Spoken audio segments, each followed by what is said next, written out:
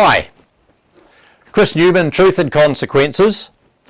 This board behind me may seem packed full of data, but let's hop in. It's quite simple. 3 sections. 1, all in blue.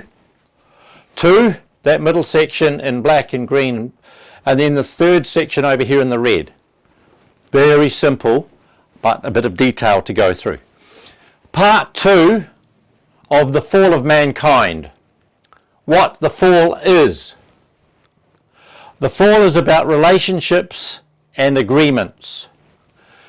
So the fall of mankind is the human invention of contradiction and conflict. And we are going to explore motivation, which is called mens rea in the legal term, people's motivation, their reason for doing things, the decisions and the outcomes. First, the characters. So all of my references from the Bible, Genesis chapters 1, 2 and 3, and there are symbols in there which need interpretation. First thing, and I'm going to run through this part here in the blue, God is the creator and parent of all of the world and of humankind. Second, the angels were created spiritual beings. If you follow Genesis, chapter 1 verse 3, let there be light. At that point Lucifer, the light bearer, was brought into existence as a spiritual entity. Humans, Adam is God's son, representing mankind. Eve's a daughter, woman. And I'm going to put the word prototype here just for your reference. Prototype, because the prototype is the first run, it's the first edition. So Adam and Eve are prototype humans, unfallen, innocent and pure. They're not subject to conflict, confusion or anything. God's family. Symbolic trees in the Bible. I've covered this in other presentations. Humans are trees, meaning we stand vertically, we've got deep roots and we have a spiritual side of us which flowers. Tree of life is ideal human. And then in Genesis it talks about the tree of the knowledge, good and evil, which is a conflicted human. Anyone dealing with mixed up good and evil has got conflict. And the tree of life, ideal. Now the Garden of Eden is God's sovereign realm on earth and in the spiritual world. Don't worry about going to Ethiopia looking for it or somewhere up the Nile. It is God's sovereign realm on earth and in the spiritual world. Now in Genesis it talks about a serpent. A serpent is this archangel who is Lucifer. And there's references in the Bible and Jude to that ancient dragon and so on. There's no doubt about this meaning of this. Now the word subtle is used with the serpent. And subtle means fine, delicate or elusive. And if you've ever looked at the play of light, you can see that light blends through colours and you don't know quite where the blue ends and the green begins. That's what it means by subtle. Subtle is fine or delicate or elusive. There is also verses about the angel having to eat dust, which means to consume dead elements. In other words, live on negativity. And there's also the mention of death in the commandment. And death means loss, Adam and Eve's loss of their ideal life. They died to their original pure nature and ended up in this confusion. That's the blue section. Now there's also a word in there which confuses many people, fruit. Fruit means outcome or result of something.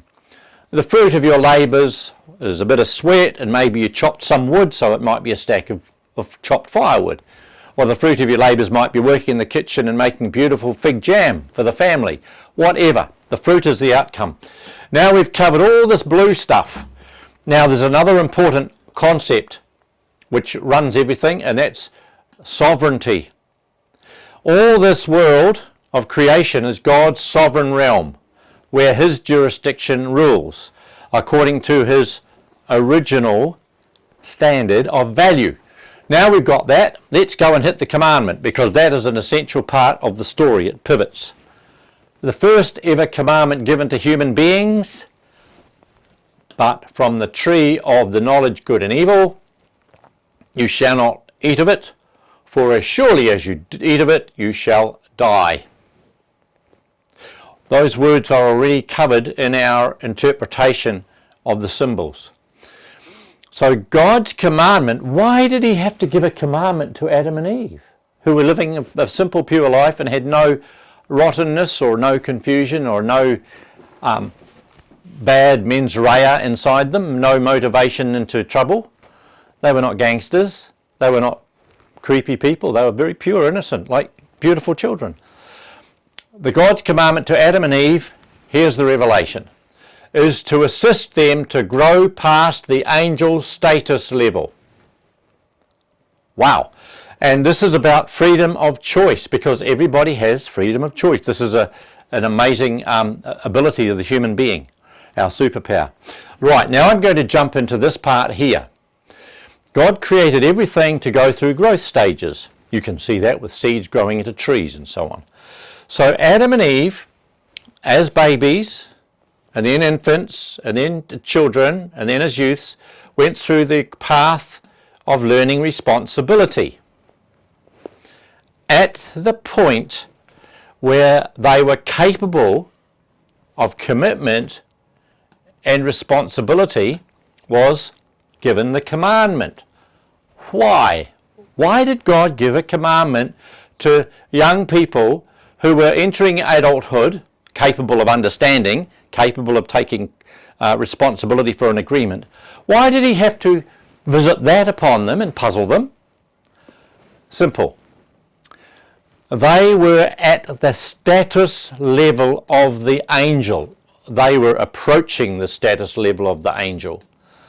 Eve and Adam's growth into becoming the king and queen of creation and the true parents of creation, where they would completely resemble God's original nature, was at a point of transformation from childhood into adulthood. This is where the commandment operated to help them get past the angel status level.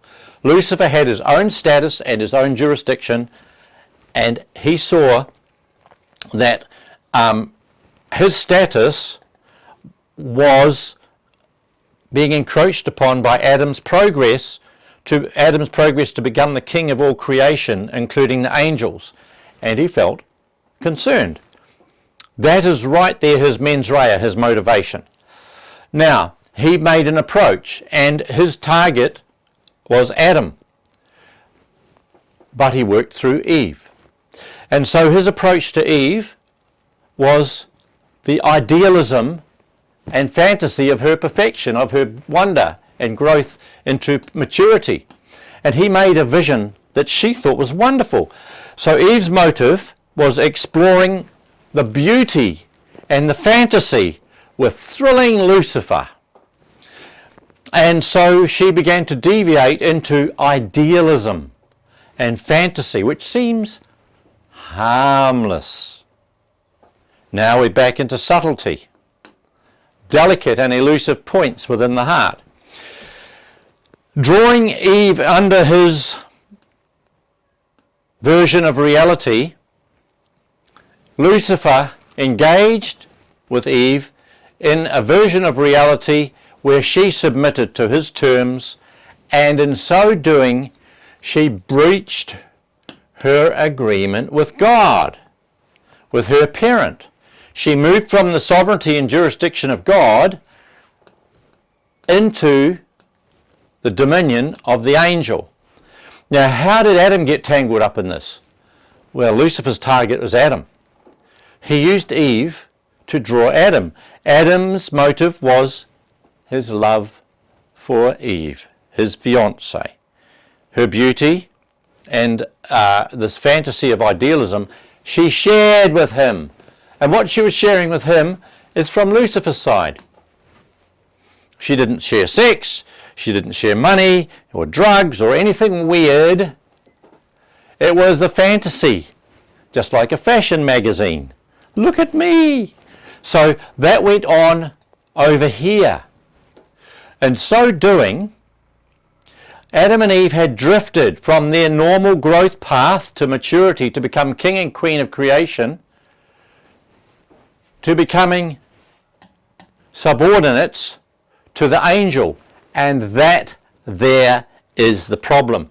And that is where the fruit of the tree of the knowledge good and evil starts to appear. Now, I will deal with that in the next presentation, which is part 3. But right now, I'm going to recap everything for you. We've got the characters here in blue. God, angels, humans, and so on. We've got the commandment, which was the first ever given. And it's to assist Adam and Eve to grow past the angel status level. Freedom of choice. So the parental God and his jurisdiction operate entirely within his sovereignty, which is his sovereign realm of the Garden of Eden. Everybody's working on that, growing there perfectly well. The commandment is there to assist Adam and Eve, God's responsibility to them, help them go past the angel status level. That's a one-off deal. He, the angel himself, could lure Eve through her idealism and fantasy into his realm. She, in turn, drew Adam, who was the real target. Once the angel has Adam and Eve under his status level, he rules them, and we will discover how it was that Adam and Eve fell further away from God's dominion. But this point here is essential. The mens rea, the motivation, is him seeking to protect his status. He decided to act. They got tangled in with it, and the outcome was confusion. Right there, I'll leave that with you. You can study Genesis and find out for yourself how